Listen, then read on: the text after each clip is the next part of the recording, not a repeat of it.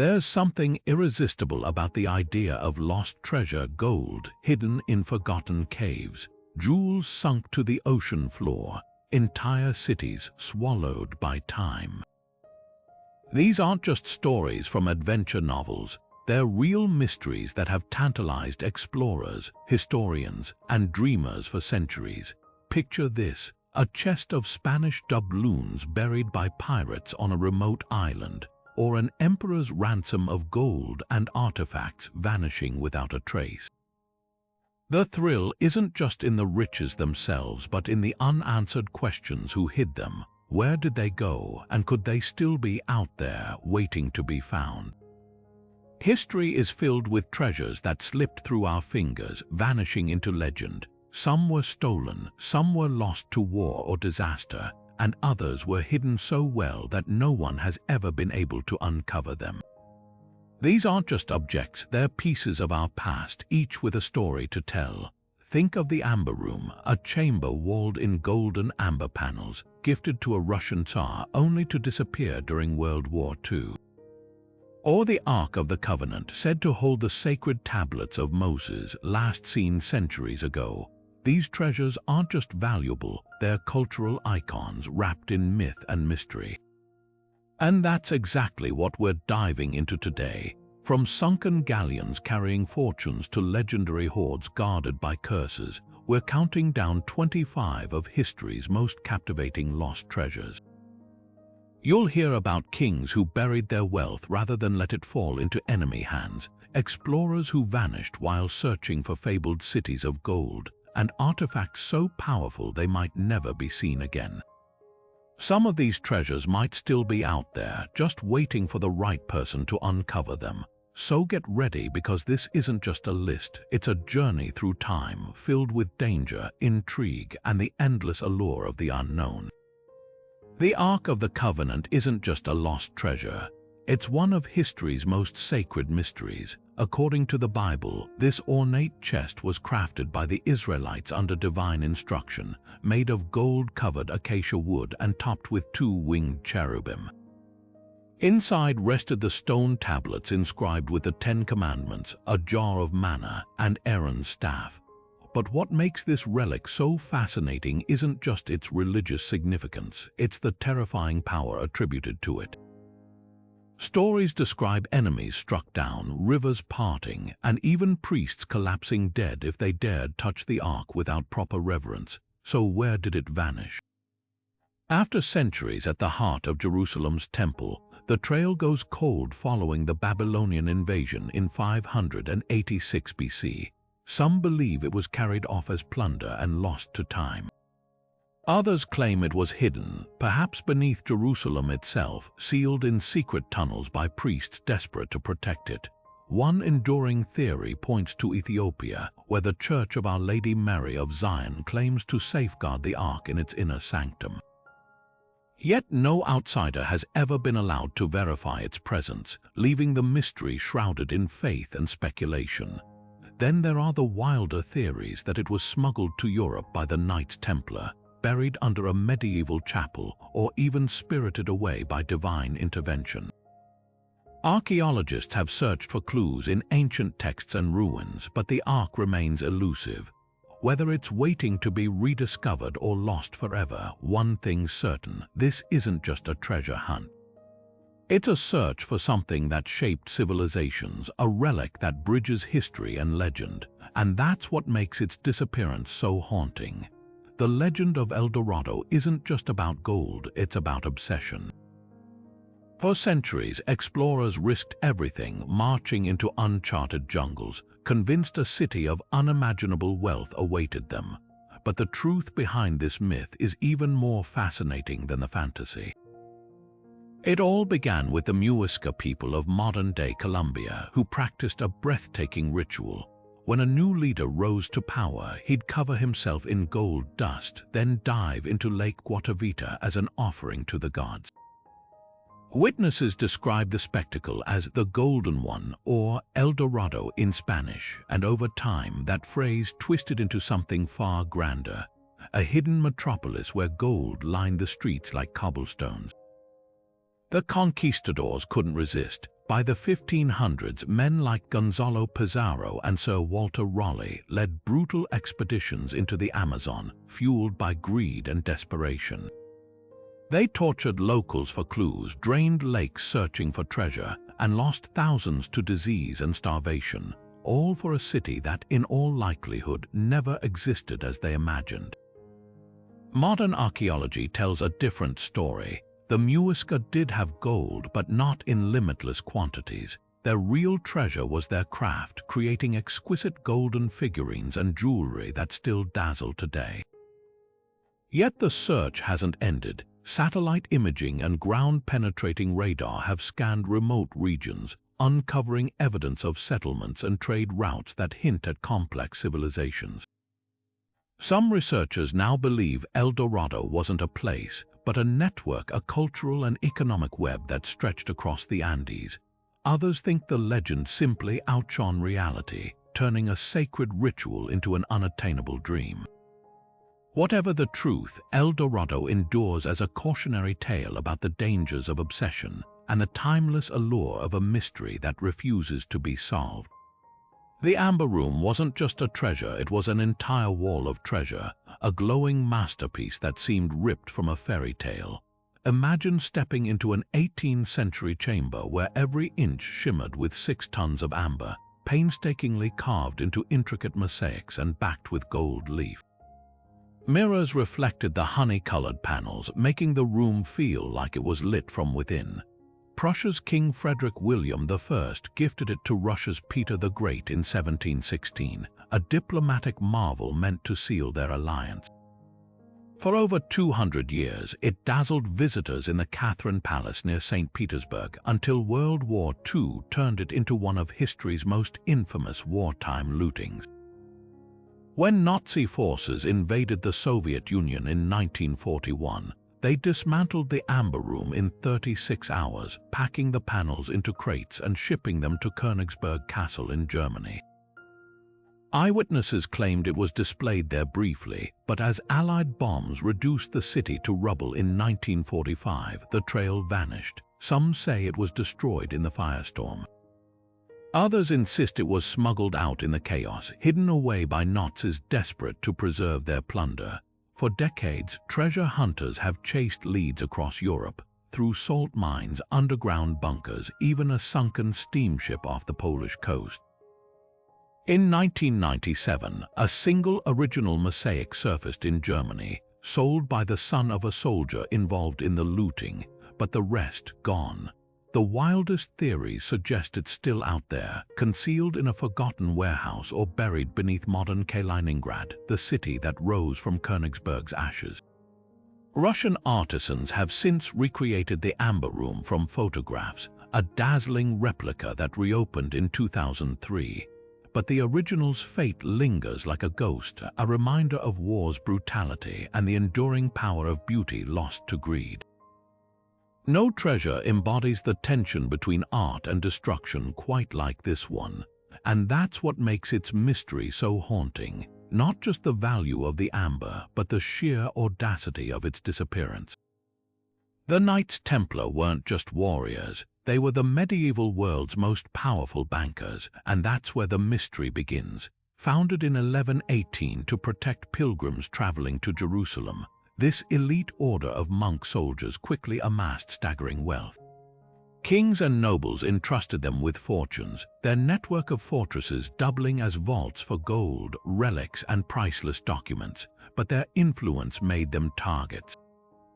On Friday, October 13, 1307, King Philip IV of France ordered a surprise crackdown, arresting Templar leaders on charges of heresy. Within years, the order dissolved and their treasure vanished overnight. Where did it go? Some say the Templars had warning. Ships allegedly fled France's coast days before the arrests, carrying chests of gold to Scotland or Portugal. Others whisper of secret tunnels beneath Paris where Templar artifacts were hidden beneath the city's streets. The most tantalizing theory that they guarded something far more precious than gold, the Holy Grail itself. Medieval legends claim the Cup of Christ was smuggled out of Jerusalem during the Crusades. hidden by the Templars in places like Rennes-le-Château, a tiny French village that became the center of 20th century treasure hunts.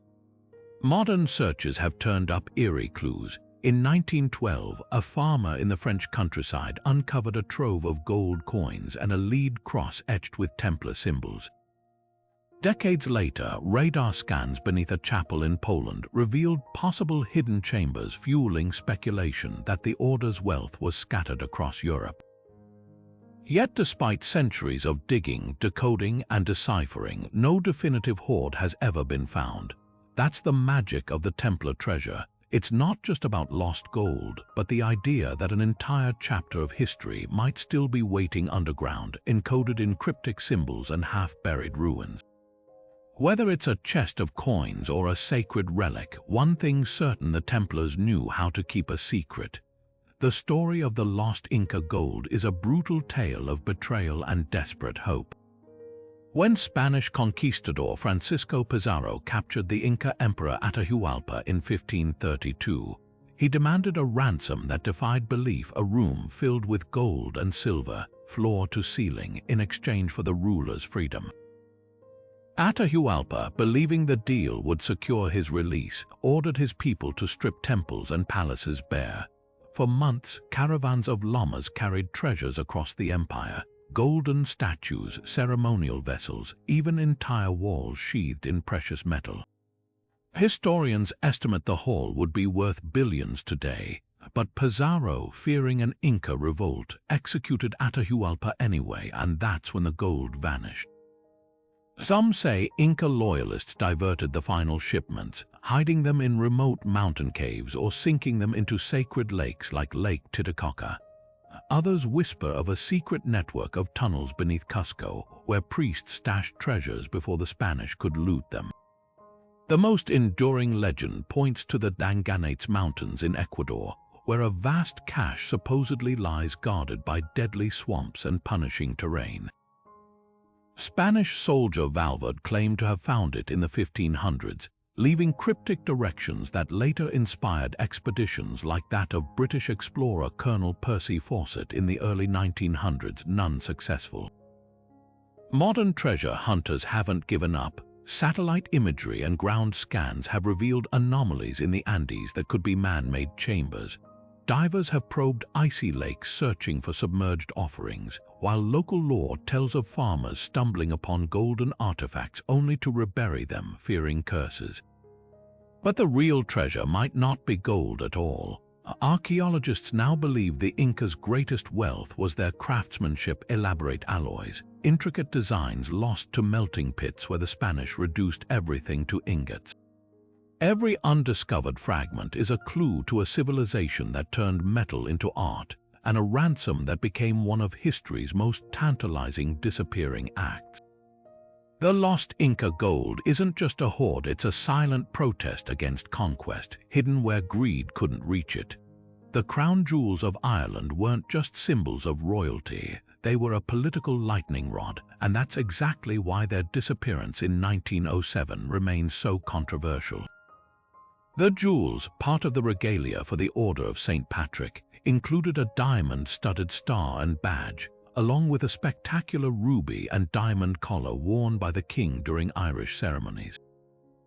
Stored in a vault in Dublin Castle, they were supposed to be under tight security, but on July 6th, someone walked out with them, leaving behind nothing but a locked safe and a mystery that's never been solved. From the start, suspicion fell on Irish nationalists. Tensions were boiling over British rule, and stealing the crown jewels would have been a bold act of defiance. Some pointed to Francis Shackleton, brother of the famous explorer Ernest, who worked in the castle and had access to the jewels. He was questioned but never charged, and rumors swirled about his debts and shadowy connections. Others suspected a high-ranking insider, someone who knew the castle's routines well enough to bypass guards. The theft was so brazen it had to be an inside job.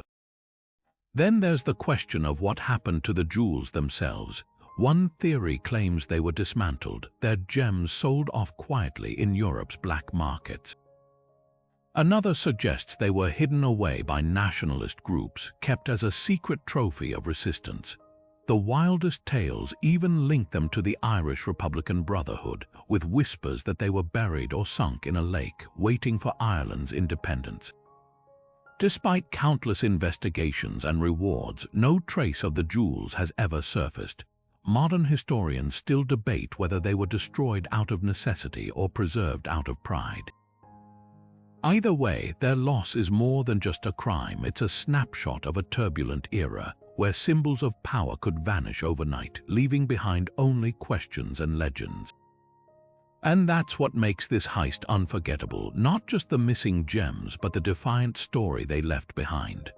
The Flor de la Mar wasn't just a ship, it was a floating vault packed so full of treasure that its very weight may have doomed it. When this Portuguese carrack set sail from Malacca in 1511, it carried a king's ransom, chests of gold ingots, sacks of precious gemstones, and ceremonial gifts meant for Portugal's monarch, including a life-sized golden throne studded with rubies. These were the spoils of conquest, looted after the Portuguese sacked the wealthy Sultanate of Malacca, a bustling trade hub in modern-day Malaysia, but the Flor de la Mar never made it home. A violent storm off Sumatra's coast tore the overloaded vessel apart, sending it and its unimaginable cargo to the ocean floor. For centuries, the wreck has been the Holy Grail of maritime treasure hunters. The challenge: the ship went down in notoriously treacherous waters, where strong currents and shifting sands make recovery nearly impossible. Early salvors in the 1500s claimed to have found fragments of the wreck, but the real prize, the trove hidden deep in its belly, remained out of reach. Modern expeditions haven't fared much better. In the 1990s, a team using advanced sonar located what they believed was the wreck's debris field, but rough seas forced them to abandon the search. Another effort in 2008 yielded a handful of gold coins, mere crumbs compared to the feast still buried below. Why does this treasure still taunt us? Part of it's the sheer scale. Historians estimate the Flor de la Mar's cargo would be worth over $2 billion today. But there's also the romantic tragedy of it, a ship so weighed down by greed that it succumbed to the sea. Some believe the wreck is scattered across miles of seabed, its treasures swallowed by underwater canyons. Others think local divers may have quietly recovered pieces over the years, selling them on the black market. The wildest theory, that the Portuguese secretly salvaged much of the gold shortly after the disaster, leaving only fragments to fuel the legend. What's undeniable is the allure of that golden throne, the diamonds that might still glint beneath centuries of coral, and the untold stories hidden in the deep. The Flor de la Mar's treasure isn't just lost, it's a reminder of empire's excesses and the ocean's unforgiving power. And until someone braves those waters and unlocks its secrets, it remains one of history's most tantalizing maritime mysteries. Deep in Arizona's Superstition Mountains, where the desert heat shimmers like a mirage, lies a secret that's claimed lives as ruthlessly as its fueled dreams, the Lost Dutchman's gold mine. This isn't just another Wild West tale, it's a story soaked in blood and obsession. The legend begins with Jacob Waltz, a German immigrant nicknamed the Dutchman, who supposedly stumbled upon a motherlode of gold in the 1800s. On his deathbed in 1891, he whispered cryptic clues about its location: a canyon where the shadow of the weaver's needle falls at sunset, guarded by the spirits of the Apache. What makes this mystery endure isn't just the promise of gold, it's the trail of tragedies left in its wake. Prospectors who claim to have found the mine wound up dead under suspicious circumstances. One vanished after sketching a map in his own blood. Another was found headless in the desert. Even modern hunters haven't escaped the curse. In 2010, 3 searchers disappeared without a trace, their campsite littered with abandoned gear. The superstitions don't give up their secrets easily. Geologists dismiss the mine as myth, pointing out that the region's geology doesn't support vast gold deposits. But believers counter that waltz's gold matches ore samples from ancient Spanish mines, hinting at a hidden cache repurposed by later miners. Some think the Dutchman's real secret wasn't a mine at all, but a stolen payroll or a smuggler's stash buried where only the desperate would dare to look. Today, the hunt continues. Hikers still vanish into the canyons armed with old maps and metal detectors, while park rangers warn of the dangers, not just from the terrain, but from the desperation that drives men to risk everything for a glint of yellow in the rocks. The Lost Dutchman's Mine isn't just a treasure hunt. It's a mirror reflecting our oldest weaknesses: greed, hope, and the unshakable belief that just beyond the next ridge, fortune waits. And that's why, after all these years, the legend won't die. Among the Dead Sea Scrolls, those ancient texts that rewrote our understanding of biblical history, one stands apart not for its religious teachings, but for what it seems to promise: unimaginable wealth. The Copper Scroll, discovered in 1952 near the ruins of Qumran, isn't made of fragile parchment like the others. It's sheets of oxidized metal, etched with cryptic directions to 64 hiding places where gold, silver, and sacred artifacts were supposedly buried. The amounts are staggering: over 1,200,000 talents of silver and 65 tons of gold, enough to rival the treasuries of ancient empires. But here's the twist: no one knows if it's real. Unlike the other scrolls, which are literary or theological, this one reads like a treasure hunter's shopping list. One entry describes silver hidden in a cave with 2 columns at its entrance. Another points to a pool in Jerusalem's ancient drainage system. But the clues are maddeningly vague, referencing landmarks that may no longer exist. Some scholars believe it documents the temple's treasures, hidden before the Roman destruction of Jerusalem in 70 AD. Others argue it's pure legend, a symbolic inventory, or even an ancient prank. The debate hinges on one question: why would someone go to the trouble of engraving directions on costly copper if not to preserve something real? Then there's the challenge of decoding it. The scroll's language is a mix of Hebrew and Greek, with odd spellings and references to places that don't match known geography. Early explorers followed its clues blindly, digging up barren hillsides only to find empty holes. Modern technology hasn't fared much better. Ground-penetrating radar and satellite imaging have identified potential sites, but the political instability of the region makes large-scale excavation nearly impossible. And let's not forget the curse, or at least the superstition.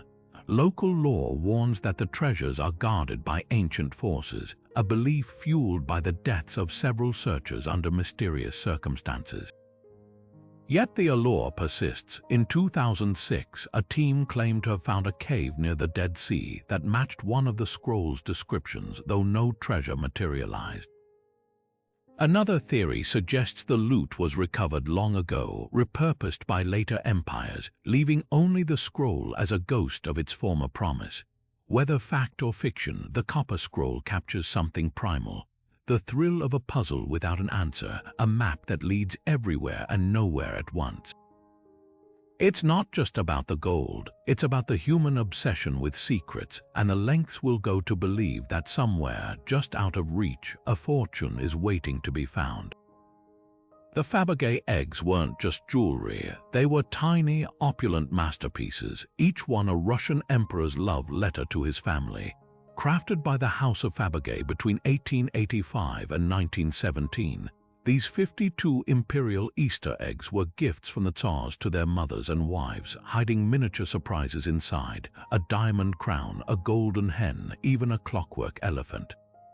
But when revolution swept Russia in 1917, the Romanov dynasty fell and their treasures scattered to the winds. Of those 52 eggs, only 43 have been found. The rest vanished into history, their fates as mysterious as the Romanovs themselves. Some of the missing eggs were looted during the chaos of the revolution, smuggled out by fleeing aristocrats, or sold off by the Bolsheviks to fund their new regime. Others may have been destroyed, melted down for their gold and gems. but the most tantalizing possibility that they're still out there, tucked away in forgotten vaults or displayed as curiosities in private collections, their true identities unknown. In 1912, a stolen egg resurfaced in a Midwestern scrapyard. Its owner had bought it for $14,000, not realizing it was worth $33 million. Another, the third imperial egg, was discovered gathering dust in a London auction house's storage after being mislabeled for decades. The hunt for the missing eggs has taken on a life of its own.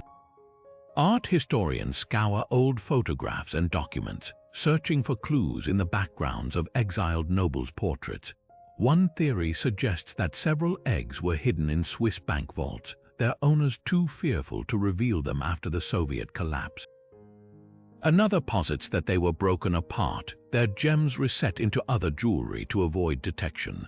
But the most electrifying discovery came in 2014, when a gold and blue egg, long thought lost, was identified in the hands of an American dealer who'd purchased it at a flea market for $13,000. Forensic tests confirmed it was the lost third imperial egg, its surprise intact, a diamond-studded lady's watch. Stories like these keep the search alive, proving that even in our digital age, the world still holds secrets wrapped in enamel and gold. The missing Fabergé eggs aren't just lost treasures, they're fragments of a vanished world, waiting for someone to recognize their glittering truth. And with 9 still unaccounted for, the next discovery could be just a flea market bargain away. The hurricane that struck the Spanish treasure fleet in 1715 didn't just sink ships, it rewrote history. Among the 11 vessels lost off Florida's coast, none holds more intrigue than the San Miguel, a warship doubling as a treasure galleon.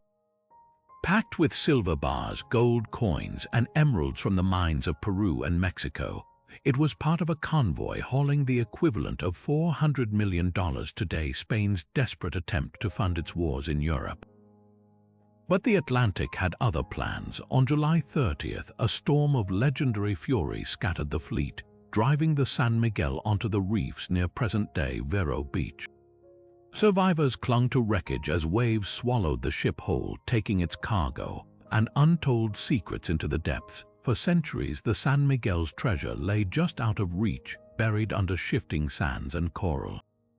Then, in the 1960s, a Florida lifeguard named Kip Wagner changed everything. After finding Spanish coins in the surf, he assembled a team of amateur archaeologists and invented a mailbox, a contraption that used propeller wash to blast sand off the seabed. Their discoveries were staggering: over 1,000 gold coins, silver ingots stamped with royal seals, and even a delicate emerald cross. But the San Miguel's main cache remained elusive, its exact location debated. Modern salvors like Brent Brisbane's company have since recovered millions more, proving the wreck still holds surprises. In 2015, divers unearthed a trove of coins near Fort Pierce, their surfaces still gleaming after 3 centuries underwater. What makes this treasure hunt so compelling isn't just the gold. It's the way the sea refuses to give up all its secrets. Storms churn the ocean floor, revealing artifacts in unpredictable bursts. Beachgoers still stumble upon escaped coins polished smooth by the tides. One couple found a rare Royal 8 gold piece worth $500,000 while snorkeling in waist-deep water. Yet the San Miguel's wreck site remains partially undiscovered, its hull likely split apart by the storm. Some theorists believe its stern, where the richest cargo was stored, may lie farther offshore, waiting for technology or luck to uncover it. The real magic of the San Miguel, it's a treasure that keeps reintroducing itself. Every hurricane season stirs the sands, offering new clues. Every coin washed ashore is a tangible piece of a colonial empire's ambition and nature's power to humble it. This isn't just a story of loss, it's a reminder that the past is never truly buried, just waiting for the right moment to resurface. And with an estimated 20% of the fleet's cargo still missing, the next wave could uncover history's next great find. Beneath the modern streets of Moscow, there's a legend whispered among historians and treasure hunters alike, a trove of knowledge so vast it could rewrite history. The lost library of Ivan the Terrible isn't filled with gold or jewels, but something far more precious: ancient manuscripts, forgotten chronicles, and possibly even texts from the legendary Library of Alexandria. The story begins with Ivan's grandmother, Sophia Paleolog, a Byzantine princess who fled Constantinople before its fall in 1453. She reportedly brought chests of rare Greek and Roman texts to Moscow, including works by Aristotle, Plato, and historians whose names have been lost to time. Ivan, a ruler as ruthless as he was learned, is said to have expanded the collection, hoarding wisdom like a dragon guards its gold. But where did it all go? When Ivan died in 1584, the library vanished. Some believe he ordered it hidden in secret chambers beneath the Kremlin, a labyrinth of tunnels and vaults that still confounds explorers today. Others think it was walled up in a remote monastery or buried in the catacombs of Alexandrov, Ivan's fortified stronghold. The most tantalizing clue comes from a 1918 diary entry by a worker during the Kremlin's renovation, claiming he'd stumbled upon a hidden room stacked with ancient books before Bolshevik officials sealed it shut. The potential contents make this more than just a historical curiosity. Imagine recovering lost plays by Sophocles, missing volumes of Herodotus' histories, or even early Christian texts suppressed by the Church. There's speculation the collection could include maps predating Columbus or alchemical treatises that might reshape our understanding of medieval science. Archaeologists have probed the Kremlin's depths with ground-penetrating radar, uncovering anomalies that could be chambers. But political restrictions and the sheer complexity of Moscow's underground have stalled major excavations. Skeptics argue the library might never have existed, or that its contents were destroyed by fire or neglect centuries ago. Yet the persistence of the legend speaks volumes. In a way, the mystery itself is a kind of treasure, a reminder that some secrets refuse to be unearthed, no matter how fiercely we dig. Whether the library is real or myth, its enduring allure proves that knowledge, like gold, holds a power all its own. And that's why, even now, scholars and adventurers keep searching for Ivan's lost legacy, hoping to crack open one of history's most tantalizing vaults. The Nuestra Señora de Atocha wasn't just a ship, it was a floating time capsule of the Spanish Empire's golden age, and its sinking in 1622 reads like a tragedy scripted by the gods themselves. Part of the Tierra Firme fleet, the Atocha was the crown jewel of Spain's treasure galleons, loaded with 40 tons of silver and gold from the mines of Peru, emeralds from Colombia, and enough indigo and cochineal dye to flood European markets. But its real value lay in the details: delicate religious artifacts, personal fortunes of merchants, and even rare Chinese porcelain traded across oceans. When a hurricane struck near the Florida Keys on September 6th, the Atocha was torn apart on the reefs, sending its cargo, and nearly all 260 souls aboard, into the depths. Only 5 survived, clinging to the ship's shattered mast as witnesses to one of history's most devastating maritime losses. For centuries, the Atocha's wreck defied discovery, its exact location a puzzle wrapped in storm surges and shifting sands. Then came Mel Fisher, a relentless treasure hunter who spent 16 years searching the Florida Straits with his family, following fragments of a trail. A single silver bar here, a musket barrel there. In 1985, his team hit the Motherlode, a sprawling debris field of gold chains, emeralds the size of walnuts, and over 1,000 silver bars stacked like ghostly ingots. The centerpiece, the Atocha Madonna, a stunning gold statue of the Virgin Mary, still gleaming after 3.5 centuries underwater. Fisher's discovery made headlines worldwide, not just for its sheer value estimated at over $450 million, but for the way it humanized history. Among the loot were personal items, a sailor's wedding ring, a child's silver spoon, even a cache of smuggled pearls sewn into a belt. Yet the Atocha's story isn't just about what was found, it's about what's still missing. Roughly half the cargo remains unaccounted for, including the ship's stern castle, where the richest private treasures were stored. Modern salvors, armed with magnetometers and side-scan sonar, continue to comb the seabed, occasionally surfacing with new wonders. In 2020, divers recovered a gold filigree chain and an ornate emerald ring, proof the wreck hasn't given up all its secrets, but the hunt isn't just technical, it's legal. Fisher's battles with the state of Florida over salvage rights set precedent, culminating in a landmark Supreme Court ruling that granted his company exclusive rights to the wreck site. Today, his heirs still face challenges, from environmental regulations to rival treasure hunters arguing over newly discovered fragments. What makes the Atocha timeless isn't the glitter of its gold, it's the layers of human drama wrapped around it.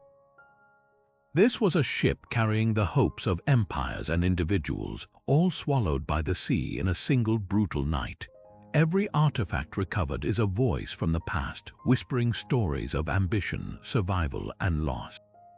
And with so much still hidden beneath the waves, the Atocha remains a beacon for dreamers, a reminder that history's greatest treasures aren't just objects but the truths they carry. The next storm, the next sweep of a diver's hand, could rewrite the story once more. Genghis Khan's tomb isn't just a missing grave, it's the ultimate vanishing act orchestrated by the conqueror himself. The man who united the Mongol steppes and forged history's largest contiguous empire made sure his final resting place would never be found. According to legend, after his death in 1227, his loyal followers slaughtered every witness to the funeral procession, diverted rivers over the burial site, and let horses trample the earth until no trace remained. Even today, 8 centuries later, the secret holds. But what makes this mystery so compelling isn't just the hunt for bones, it's the cultural and technological battle between modern curiosity and ancient secrecy. The search has taken explorers to some of the most remote corners of Mongolia, from the sacred Burkhan mountain to the windswept plains of the Kentiai province. Expeditions have tried everything: ground-penetrating radar, satellite imagery, even drones scanning for subtle changes in vegetation that might hint at disturbed soil. In 2014, a team led by National Geographic thought they'd found promising ruins near the Onon River, only to realize it was likely a palace site, not a tomb. Other researchers have focused on oral histories, decoding clues in the secret history of the Mongols, a 13th century text that cryptically mentions a great forbidden precinct. But the land refuses to give up its secret. Locals speak of spirit gates and hidden valleys protected by supernatural forces, warnings that echo Genghis Khan's own edicts against disturbing the dead. Cultural resistance runs deep. Many Mongolians view the search as sacrilege, a violation of ancestral traditions meant to honor the dead by leaving them in peace. The government has even declared the suspected burial zone off limits to foreign archaeologists, fearing not just disrespect but the potential theft of artifacts. This tension between history and heritage raises uncomfortable questions. Should we dig, even if we can? And what happens if we succeed? The irony is crushing. The man who conquered half the world might be the only conqueror whose legacy remains untouched by grave robbers or scholars. Yet the allure persists. Some believe the tomb could hold treasures rivaling Tutankhamun's golden artifacts, weapons, perhaps even the lost imperial seal of the Mongols. Others argue the real prize would be historical, a chance to study burial customs that could rewrite our understanding of Mongol culture. But perhaps the greatest treasure is the mystery itself. Genghis Khan's tomb isn't just a hole in the ground, it's a testament to the power of a secret kept, a final act of control by a man who shaped the world. And in an age where satellites map every inch of the planet, that defiance feels almost poetic. The greatest conqueror in history chose invisibility, and for now the earth obeys.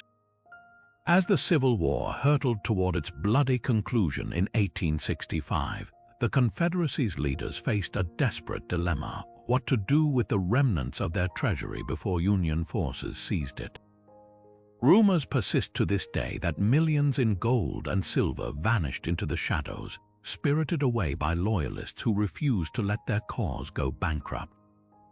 The most enduring legend centers around Confederate President Jefferson Davis himself. Fleeing Richmond as Union troops closed in, he allegedly took possession of the Treasury's last assets: gold coins, silver ingots, and even Mexican silver dollars, all packed onto wagons or trains heading south. But somewhere between Virginia and Georgia, the trail goes cold. Some accounts claim the treasure was buried in the Georgia countryside, hidden in abandoned wells or hastily dug pits by soldiers under cover of darkness. Others insist it was divided among Confederate officials, used to fund guerrilla resistance, or smuggled overseas to rebuild the cause in exile. The most tantalizing theory points to Lake Michigan, where a train car supposedly loaded with gold bars was pushed into the depths near the war's end. Modern treasure hunters have chased these stories with fervor. In 2017, a team using ground-penetrating radar claimed to have found anomalies deep beneath a Georgia railroad, possible evidence of buried metal. Another group spent years diving near Munising, Michigan, convinced they'd located the submerged train car. Though no gold has surfaced, historians remain skeptical. Many argue the Confederacy's treasury was already exhausted by 1865. Its assets spent on dwindling supplies or captured by Union forces. Records show Union soldiers did intercept a portion of the gold in Washington, Georgia, recovering around $125,000, a fraction of the rumored millions. But absence of evidence isn't evidence of absence, as treasure hunters love to say. The allure persists, fed by tantalizing clues like the Beale ciphers, coded messages some believe describe Confederate gold's hiding place, or the unexplained wealth of certain Southern families post-war. What makes this treasure hunt unique isn't just the potential payout, it's the emotional weight behind it. For some, the search is about correcting historical records. For others, it's a symbolic quest to reclaim a lost cause's legacy. And then there are the pragmatists who see it as the ultimate cold case, a financial heist wrapped in the fog of war. Whether the gold ever existed or not, its legend endures as a testament to desperation, loyalty, and the lengths people will go to protect what they value. And in the shadowy corners of Georgia's backcountry or the depths of Lake Michigan, who's to say something isn't still waiting to be found? The SS Central America wasn't just a steamship, it was a floating bank vault carrying the dreams of thousands who'd struck it rich in the California gold rush. When it set sail from Panama in September 1857, its reinforced holds bulged with freshly minted gold coins, raw nuggets the size of fists, and ingots stamped with the marks of San Francisco's wealthiest assayers. This was wealth ripped straight from the earth, destined to fuel the booming economy back east. But 400 miles off the Carolina coast, the ship met a hurricane of nightmare proportions. For 3 days, winds tore at its hull while passengers and crew bailed frantically. Then, on September 12th, the boilers failed. As the ship listed, women and children were loaded onto lifeboats, many of which capsized in the raging seas. By nightfall, the SS Central America slipped beneath the waves, taking 425 souls and an estimated 21 tons of gold down with it. Newspapers called it the Ship of Gold, a tragedy that triggered financial panic as banks anxiously awaited currency that would never arrive. For over a century, the wreck sat untouched, its treasure scattered across the ocean floor like a phantom city. Then, in 1988, a team led by engineer Tommy Thompson cracked the mystery. Using a homemade robotic submersible and side-scan sonar, they located the wreck nearly 8,000 feet down, a depth once thought unreachable. What they found was staggering: stacks of coins so pristine they gleamed under the sub's lights, gold bars still bearing the fingerprints of their handlers, and personal treasures like daggers and pocket watches frozen in time. One recovery brought up a lump of coal with a gold nugget embedded in it, likely a miner's keepsake from the Sierra foothills. The haul's value between $150 million in today's terms. But the real drama unfolded above water. Almost immediately, legal battles erupted over who owned the treasure. Insurance companies argued they'd paid claims on the gold in 1857 and deserved restitution. A group of investors who'd funded Thompson's expedition sued, claiming they'd been cut out of profits. The disputes dragged on for decades, a tangle of courtroom drama that rivaled the ship's own sinking in complexity. Then, in 2015, Thompson himself vanished after failing to appear in court, turning the story into a modern-day fugitive saga. He was eventually captured and jailed, but questions lingered. Had he hidden more gold? Were there still secrets on the ocean floor? Today, new recovery missions continue to probe the wreck site, unearthing fresh wonders like a 66-pound gold ingot nicknamed the Eureka Bar. Yet the SS Central America's legacy isn't just about wealth. Each artifact is a capsule from a pivotal moment in American history. The frenzy of the gold rush, the perils of early steam travel, and the fragile line between fortune and ruin.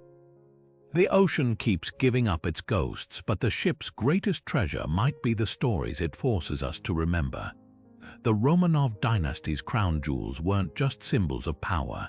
They were the glittering soul of Imperial Russia, a physical manifestation of 3 centuries of rule. When revolution erupted in 1917, the Bolsheviks seized the Romanovs' vast collection. Diamond-encrusted scepters, gem-studded orbs, and most famously, the Great Imperial Crown, crafted for Catherine the Great in 1762 with nearly 5,000 diamonds and a spine-tingling 75-carat spinel at its peak. But in the chaos of civil war, these treasures scattered like shards of a shattered empire. Some were sold off to fund the new Soviet state, others vanished into shadowy networks of smugglers and collectors. Yet whispers persist that not all was lost, that some of the most sacred regalia might still survive, hidden in plain sight. Take the crown's fate. Official records claim it was dismantled, its gems pried out and sold individually in the 1920s to desperate European dealers. But here's where the mystery deepens. In 1926, a Paris auction catalogue listed a large spinel of Russian provenance, matching the crown's centerpiece, yet its buyer was never identified. Decades later, a nearly identical gem surfaced in the private collection of a reclusive industrialist, fueling speculation that key pieces were secretly preserved. Even more tantalizing are the rumors from Soviet archives. A 1937 memo from Stalin's secret police mentions special deposits of Tsarist regalia held as emergency reserves, though no such trove has ever been verified. Then there's the Imperial Scepter, home to the Orlov diamond, a staggering 190-carat gem with a history as bloody as the revolution itself. While Soviet authorities proudly displayed it in Moscow's Diamond Fund, conspiracy theorists point to inconsistencies. Pre-revolution photos show the diamond set slightly differently, leading some to wonder if a replica was swapped in while the real stone vanished into the black market. Similar doubts surround the consort crowns, with experts noting that some auctioned Romanov pieces in the West contained suspiciously modern settings, as if the original gems had been stripped and replaced with fakes. The most persistent legend, though, involves the underground. Moscow's Metropole Hotel, a hub for Bolshevik leaders, allegedly hid jewels in its labyrinthine basement tunnels during the Civil War. In 2012, workers renovating the building uncovered a sealed chamber filled with empty velvet-lined boxes stamped with imperial eagles, but no treasure. Were they too late, or was this a deliberate decoy? Elsewhere, whispers tie the missing regalia to European banks, where White Russian immigrants supposedly smuggled fragments in diplomatic pouches. One cryptic diary from a French diplomat mentions a crown in exile, stored in a Zurich vault, though its trail vanishes after World War II. What makes this hunt so compelling isn't just the monetary value, it's the cultural reckoning. These objects weren't merely decorations, they were sacred talismans of autocracy, touched by coronations and soaked in symbolism. Every recovered fragment forces Russia to confront its tangled past, from imperial glory to revolutionary fervor. And with documented gaps in Soviet inventories and persistent gaps in provenance, the question lingers: could the Romanovs' lost crown still be out there, waiting to reclaim its place in history?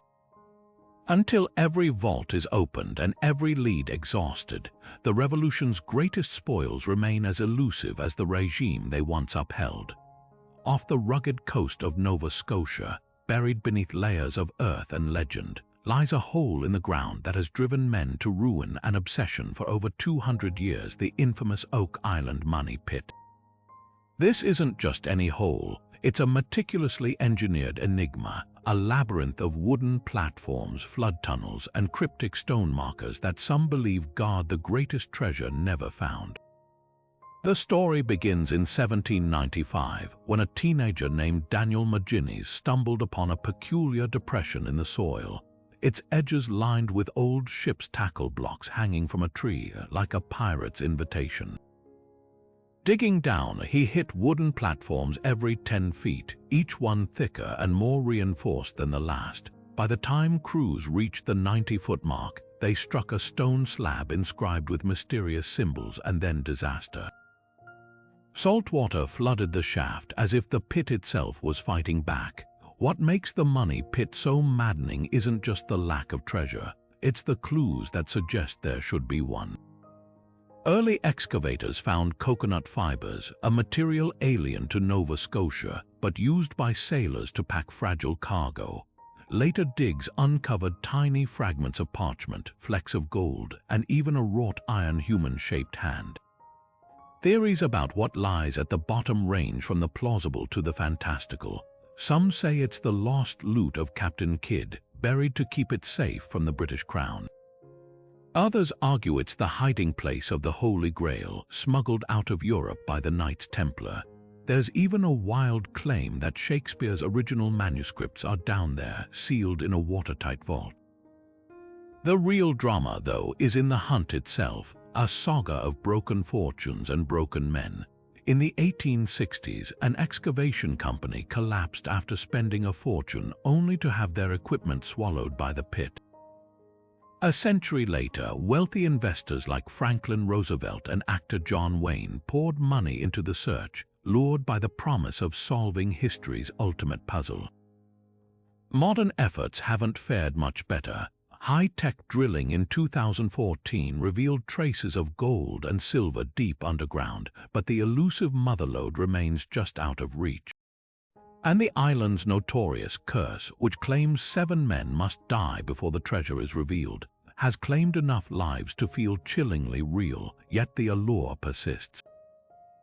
Every few years, a new team arrives armed with ground-penetrating radar or sonar, convinced this time will be different.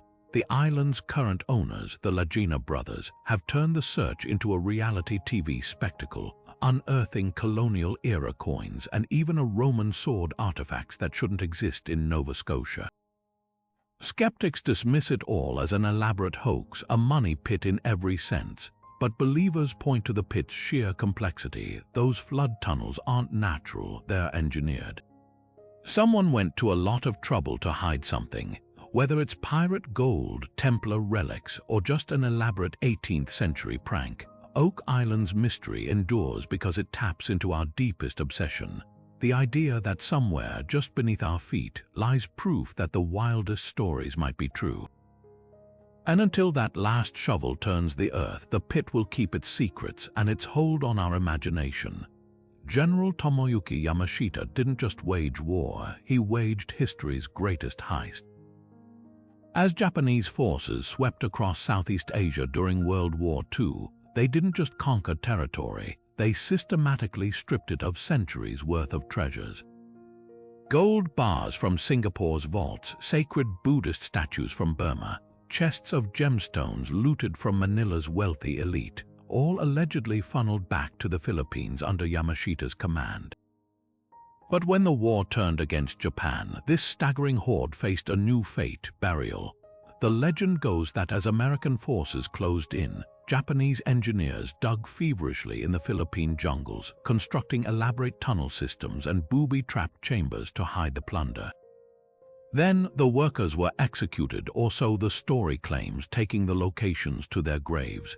What separates this treasure from others isn't just its scale, estimated at hundreds of billions in today's dollars, but its darkness. This wasn't lost art or misplaced royal jewels. It was wealth ripped from occupied nations, often through torture and massacre. Survivors told of prisoners forced to dig their own tombs beneath Manila's Intramuros district, only to be sealed inside with the very gold they'd hauled. Such stories make the Yamashita treasure as much a forensic puzzle as a financial one. The hunt ignited almost immediately after the war. In 1945, a former Japanese soldier named Yamain led American troops to a tunnel in Luzon, where they reportedly uncovered truckloads of gold bullion. Then silence. Declassified documents later revealed a shocking possibility: that U.S. intelligence secretly recovered vast quantities but kept it quiet, using the funds to finance Cold War black ops. This theory gained traction in the 1980s when Filipino treasure hunter Rogelio Roxas sued the Marcos regime, claiming he'd found a golden Buddha statue in a tunnel near Baguio, only to have it seized by Ferdinand Marcos forces. The case dragged on for decades, with Roxas' son eventually winning a judgment against the Marcos estate. Though the gold itself never resurfaced, modern searches keep the mystery alive. In 2018, excavations near a Manila hospital uncovered wartime tunnels filled with skeletal remains but no treasure. Meanwhile, metal detector enthusiasts still comb the Cordillera Mountains, chasing rumors of cave systems marked with cryptic Japanese symbols. The ethical questions run deep. Who truly owns treasure soaked in so much suffering? Should it be returned to the descendants of those it was stolen from, or treated as salvageable wartime spoils? And what happens if someone actually finds the motherlode? Governments have clashed over claims, with the Philippines asserting sovereignty while survivors from across Asia demand restitution. The most haunting possibility: that we've only scratched the surface. Geologists estimate less than 5% of the Philippines' cave networks have been properly mapped. With typhoons and earthquakes constantly reshaping the landscape, entire chambers could remain hidden for centuries. The Yamashita treasure isn't just gold, it's a shadow from the war's darkest hours, waiting for the light to hit it just right. Until then, it lingers at the crossroads of history and justice, as much a moral reckoning as a hunt for riches. The wider galley wasn't just another pirate ship, it was a floating kingdom of stolen riches, a nightmare for merchants and a dream for treasure hunters.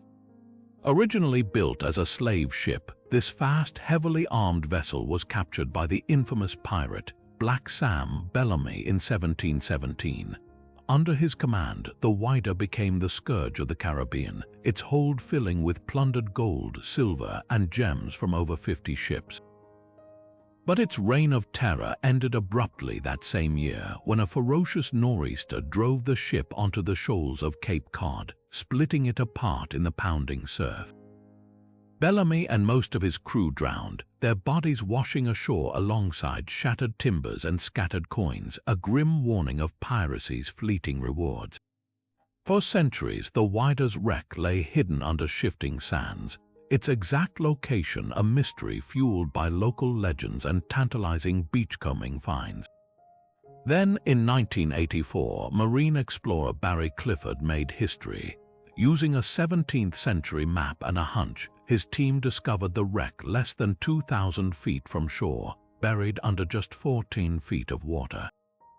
What they pulled from the seabed was nothing short of astonishing.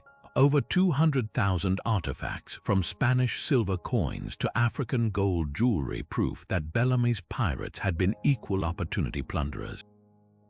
The most chilling find, a small silver whistle likely used by the ship's young cabin boy, a haunting reminder that not all aboard were hardened criminals. But here's where the story gets even more intriguing.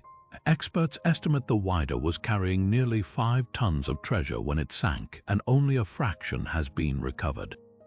Clifford's team believes the majority of the loot, including a legendary chest of church gold stolen from a Spanish galleon, still lies buried under the ocean floor. Recent sonar scans have revealed massive anomalies deep in the sediment, possibly the ship's main treasure hold, still sealed after 3 centuries. The challenge. Cape Cod's treacherous currents and ever-changing sandbars make excavation a race against time and nature. What makes the Wider unique isn't just its treasure, it's the window it offers into the golden age of piracy. Unlike romanticized Hollywood tales, the artifacts paint a gritty picture: crude medical tools, homemade grenades, and even a pirate's leg bone still tucked into a boot. This wasn't just a ship, it was a floating democracy where former slaves and disenfranchised sailors could rise through merit provided they were ruthless enough. Every recovered coin, every weapon whispers of a world where lawlessness briefly triumphed. The hunt isn't over. Clifford's team still dives each summer, convinced the Wider's biggest secrets remain hidden. Local fishermen occasionally net oddities: a pewter spoon, a musket ball hinting at how far the wreckage scattered. And then there's the legend of the Pirate Prince, Bellamy's supposed lieutenant, who allegedly escaped the wreck with a portion of the treasure, burying it somewhere along the New England coast. Whether myth or reality, the Wider's allure endures, a siren call to adventurers and historians alike. This isn't just sunken gold, it's a time capsule from when the ocean was a lawless frontier, and one storm could rewrite fortunes in an instant. And with so much still unaccounted for, the next wave might finally reveal the Wider's last secrets. Long before prospectors like Jacob Waltz ever set foot in Arizona's Superstition Mountains, the Apache people spoke of a deeper secret hidden within these jagged cliffs, a place they called Kuchent, the Devil's Playground. According to their legends, the mountains were home to the thunder god, who jealously guarded veins of gold woven into the earth like celestial lightning. To enter without permission was to invite disaster: sudden storms, rockfalls that seemed to target trespassers, and whispers on the wind that could drive men mad. These weren't just stories, they were warnings born from generations of witnessing the land's brutal whims. Yet when Spanish conquistadors arrived in the 1500s, lured by rumors of the Apache's yellow metal, they ignored the wisdom. Their diaries tell of expeditions vanished without a trace, leaving behind only rusted helmets and the occasional sun-bleached skeleton. The geology itself seems designed to deter treasure hunters. The superstitions are a maze of slot canyons and sheer cliffs, where sandstone erodes into knife-edged ridges that crumble underfoot. Underground volcanic activity has carved unstable lava tubes, natural booby traps that can collapse without warning. Even modern technology struggles here. GPS signals bounce unpredictably off the rock faces, while summer temperatures routinely hit 120 degrees, turning water bottles into lifelines. In 1931, a prospector named Adolf Ruth learned the hard way. Armed with what he claimed was an old Spanish map, he ventured into the wilderness. Months later, his skull was found with a bullet hole, the map missing. Whether it was murder or misadventure remains unsolved, but the message was clear: the mountains don't give up their secrets easily. What keeps the legend alive isn't just greed, it's the occasional tantalizing discovery. In 1995, a hiker stumbled upon a Spanish-style dagger wedged into a crevice, its handle inlaid with gemstones matching 16th-century design. Then there's the Peralta stones, a set of carved rocks allegedly left by a Mexican mining family in the 1800s, depicting cryptic symbols that some believe point to hidden gold. Skeptics dismiss them as elaborate fakes, but believers counter with a compelling detail. The stone's mineral content matches ore samples from the area, suggesting they were carved locally. The real treasure might not be gold at all. Archaeologists have found pre-Columbian artifacts deep in the mountain ceremonial caves with turquoise mosaics and tools made from materials not native to the region. These discoveries hint at trade networks far older than European contact, networks that might have transported riches across the desert. For the Apache, these finds aren't surprises. Their oral histories have long spoken of a land where the earth shines, a place of spiritual significance rather than material wealth. Perhaps that's the ultimate irony of the superstitions. The more treasure hunters dig, the more the mountain reveals not chests of gold but fragments of a deeper story. Every skeletal hand clutching a rusted pickaxe, every sun-bleached map fragment, whispers the same truth. Some secrets aren't meant to be owned. They're meant to endure, woven into the rock like the thunder god's veins of gold, waiting for the next fool or visionary to test their luck. And as long as the desert wind howls through those canyons, the legend will live on. The sinking of the Titanic in 1912 wasn't just a human tragedy. It was a cultural time capsule, carrying the glittering excess of the Gilded Age to the ocean floor. Among the wreckage lie treasures that still haunt our imagination. Diamond necklaces tucked into stateroom safes, gold pocket watches frozen at the moment they slipped beneath the waves, and even rare artifacts like the ship's Marconi telegraph, its last desperate distress calls etched into history. But what makes this wreck so ethically fraught isn't just the monetary value of these objects, it's the tension between memory and exploitation. The Titanic isn't merely a ship. It's a mass grave with over 1,500 souls lost in its icy collapse. Every salvaged teacup or pair of spectacles carries the weight of that night, forcing us to ask, when does preservation cross into profiteering? Technological limitations once shielded the wreck from plunder. Resting 12,000 feet below the surface, the Titanic was unreachable until 1985, when Robert Ballard's team finally located its shattered hull. Even then, early salvage attempts were met with outrage. Critics argued that disturbing the site was akin to grave robbing, while proponents countered that recovering artifacts could honor the victims by telling their stories. The compromise came with strict guidelines. Salvors could retrieve items from the debris field, the scattered detritus around the wreck, but penetrating the hull itself was deemed sacrilege. This delicate balance held until 2012, when a private company controversially extracted the ship's massive Marconi transmitter, citing its historical significance. The backlash was immediate, with descendants of victims and archaeologists alike accusing the operation of prioritizing spectacle over respect.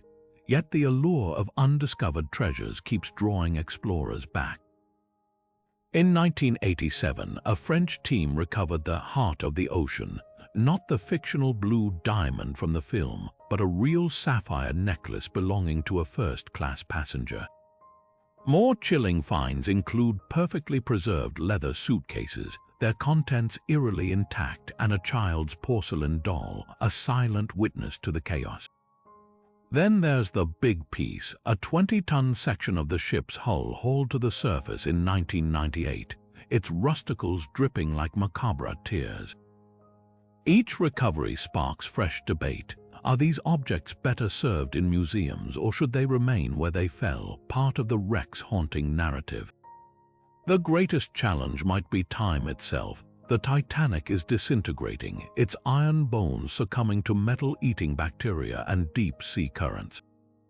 Estimates suggest the wreck could collapse entirely within decades, taking countless untold stories with it. This urgency has fueled arguments for aggressive salvage, with some historians insisting that rescuing artifacts now is the only way to preserve them for future generations. Others advocate for non-invasive technologies like 3D mapping, which could document the site without removing a single rivet. What lingers isn't just the question of what's left to recover, but why we're so compelled to seek it.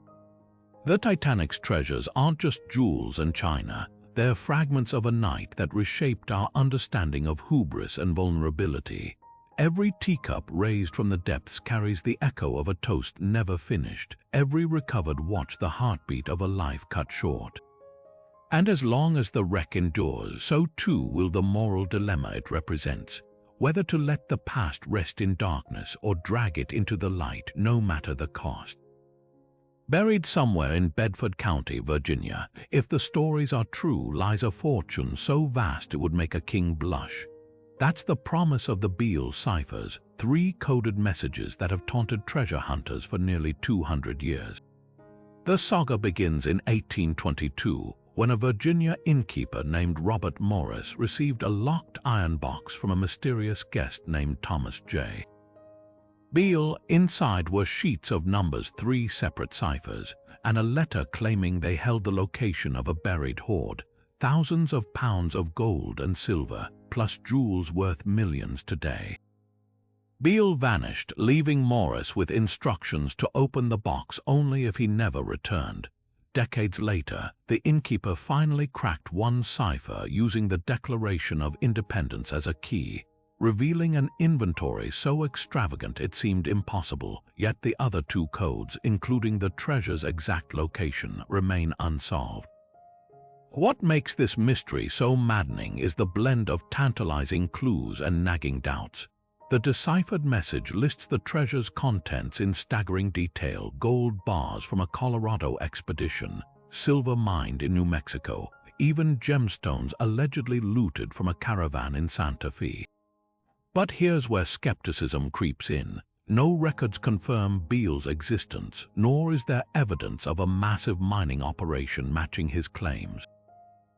Even the deciphered message raises eyebrows. Why would a treasure hunter meticulously catalog his loot but bury it instead of spending it? And why entrust the secret to a near stranger? The ciphers themselves are cryptographic nightmares. The second code, which supposedly reveals the burial site, resists every cracking method tried, from frequency analysis to computer algorithms. Some theorists believe Beale used a different key document, like the Magna Carta or the Constitution, while others insist the whole thing is an elaborate prank. The most damning evidence for a hoax, the language in the decoded message feels suspiciously 19th century, as if written by someone mimicking old-fashioned prose rather than a genuine adventurer. Even the paper's ink and watermark have been questioned, with some experts dating materials closer to 1845, long after Beale supposedly vanished.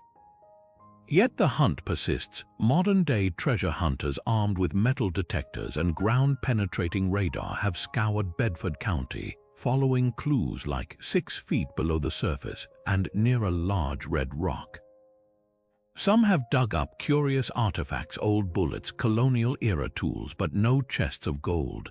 The most compelling theory, that the ciphers were a clever publicity stunt by James B. Ward, the man who first published them in a pamphlet in 1885, possibly to sell copies or attract investors to a mining scam. But here's what keeps the legend alive: the occasional glimmer of possibility. In the 1970s, a team using the Declaration of Independence as a key claimed to uncover coordinates pointing to a specific hillside, only to find the land had been bulldozed for highway construction. Decades later, a cryptographer noticed patterns in the unsolved codes that hinted at latitude and longitude, but the trail went cold. The real treasure of the Beale ciphers might not be gold at all, but the enduring allure of a riddle wrapped in a mystery. Whether hoax or history, it's a testament to our obsession with secrets, and the lengths we'll go to believe that somewhere, just beneath the dirt, a fortune is waiting to prove the skeptics wrong. The Lufthansa heist wasn't just a robbery, it was a masterclass in audacity, a $6 million score that became the stuff of criminal legend. On December 11, 1978, a crew of mob-linked thieves hit JFK Airport's cargo terminal, swiping cash and jewels from a Lufthansa Airlines vault with military precision. What made the haul historic wasn't just the amount, roughly $93 million in today's dollars, but the sheer boldness of targeting one of the world's busiest airports. The thieves vanished in under an hour, leaving behind nothing but duct-taped employees and a single chilling clue: a dropped glove with traces of the airport's unique fire-retardant foam. But here's where the real mystery kicks in. While most of the loot was eventually recovered or spent, an estimated 5 million in untraceable cash simply disappeared along with half the crew. The heist's architect, Jimmy Burke, the real-life gangster immortalized by Robert De Niro in Goodfellas, reportedly buried his share in secret stashes, leveraging his Queen's underworld connections to launder the rest through bars, dummy businesses, and even a Florida racehorse scam. Yet when the law finally closed in, Burke took his secrets to the grave, leaving behind a trail of bodies and unanswered questions. The missing millions have fueled decades of speculation. Some believe the cash was sunk off the coast of Long Island, weighted down in waterproof containers. Others swear it's hidden in the walls of abandoned safe houses or tucked beneath the floorboards of Burke's old haunts, places like Robert's Lounge, his infamous mob hangout. The wildest theory, that crooked cops skimmed a portion before the FBI could tally the full haul, funneling it into off-the-books pensions. What's undeniable is the heist's grim aftermath. Suspects began vanishing or turning up dead, some shot execution style, others disappeared into landfills. By the time the dust settled, the only man who might have known where the last of the cash was buried was Burke himself, and he wasn't talking. Modern treasure hunters haven't given up. In 2016, a construction crew digging near a Queens auto shop unearthed a duffel bag of moldy bills, too degraded to identify as Lufthansa loot, but enough to reignite the fever. Metal detector enthusiasts still scour the Pine Barrens, where Burke allegedly buried cash in oil drums, while forensic accountants pore over old ledgers, tracing shell companies that might have moved the money overseas. The real treasure here isn't just the missing millions, it's the enduring allure of a heist so clean, so brutal, that even now, it feels like the score of a lifetime is still out there, waiting for someone to crack the last piece of the puzzle. And with every passing year, the line between myth and reality blurs just a little more. The Paciolo necklace wasn't just a piece of jewelry, it was a symphony of light and craftsmanship, commissioned by India's Maharaja Bhupinder Singh of Paciolo in 1928 as the ultimate declaration of royal opulence. Designed by Cartier, this masterpiece dripped with nearly 3,000 diamonds, including the legendary De Beers diamond, a staggering 234-carat yellow diamond that served as its centerpiece. Layers of Burmese rubies, Colombian emeralds, and strands of flawless pearls cascaded down the neckline, transforming whoever wore it into a living monument to India's princely wealth. But by 1948, as the country gained independence and royal treasuries were stripped, the necklace vanished without a trace until fragments began resurfacing in the unlikeliest of places. The first clue came from a London jeweler's scrap bin in 1982, where the De Beers diamond was allegedly spotted being sold for a fraction of its worth. No one could confirm the sighting, and the trail went cold for decades. Then, in 2006, Cartier made an astonishing discovery. The necklace's platinum framework, stripped of its gems, was sitting in a second-hand shop near their Paris headquarters. How it got there remains a mystery, but forensic examination confirmed its authenticity. The clasps, the intricate latticework, even tiny tool marks matching Cartier's 1920s workshop records. The recovered skeleton was painstakingly restored with cubic zirconia and synthetic pearls, a ghostly echo of its former glory now displayed in museums. But the real treasures, the De Beers diamond, the rubies, the pearls, are still out there, scattered across the black market or locked away in private collections under false names. Tracking the missing gems is like piecing together an international puzzle. The De Beers diamond's last confirmed sighting was in 1948, when it was reportedly smuggled to Switzerland. Rumors place it in Middle Eastern vaults or recut into smaller stones to evade detection. Some investigators believe the necklace was dismantled deliberately, its gems sold separately to avoid attracting attention.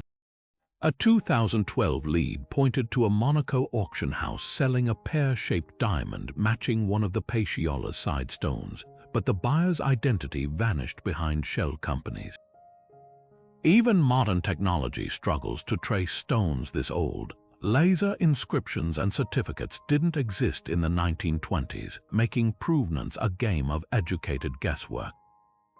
What makes this hunt so compelling isn't just the value, it's the cultural reckoning. The Paciala necklace wasn't just a status symbol, it was a relic of India's colonial era, a time when Maharajas flaunted wealth to negotiate with British rulers. Its disappearance mirrors the twilight of the princely states, their treasures looted, sold, or hidden as empires crumbled. Cartier's reconstruction is beautiful, but it's also a bittersweet memorial, a placeholder for what was lost. And somewhere, perhaps tucked into a safety deposit box or dangling from an heiress's neck, those missing stones still exist, silent witnesses to a world that doesn't anymore. Until the De Beers diamond surfaces or a ruby's origin is proven, the Paciala's full story remains unfinished, its brilliance fragmented but never forgotten. From the sacred Ark of the Covenant to the sunken fortunes of the Fleur de la Mar, these 25 lost treasures aren't just about gold or jewels, they're fragments of our shared human story. Each one represents a collision of ambition and fate, where empires rose and fell, where faith and greed intertwined, and where history itself was buried, burned, or swallowed by the sea. Think about the Amber Room, a masterpiece reduced to wartime loot, or the Inca gold that became a ransom for a king's life. These aren't just objects, they're mirrors reflecting our deepest obsessions, power, beauty, and the eternal hope that somewhere just beyond our reach lies proof that the past's greatest legends might still be real. What makes these mysteries endure isn't just the thrill of the hunt, it's the unanswered questions they leave behind. Did the Knights Templar really hide the Holy Grail? Could Genghis Khan's tomb rewrite Mongol history? And what if, right now, someone's walking over the lost Dutchman's mine without even knowing it? These puzzles tug at our imagination because they remind us that history isn't a closed book. It's a living, breathing thing, full of gaps waiting to be filled by discovery or daring. But here's the real treasure. These stories connect us. Whether you're drawn to the pirate swagger of the Whydah, the tragic glamour of the Romanov jewels, or the high-stakes intrigue of Yamashita's gold, there's a piece of this puzzle for everyone. And that's where you come in. Which of these vanished wonders haunts your imagination? Have you heard local legends or family tales about a lost treasure we didn't cover? Drop your theories in the comments, because history's greatest mysteries are the ones we solve together. And if you're itching for more deep dives into the past, don't forget to subscribe. Who knows, the next video might just reveal a clue that leads to the next great discovery. Until then, keep exploring, keep questioning, and remember, the world's still full of secrets waiting to be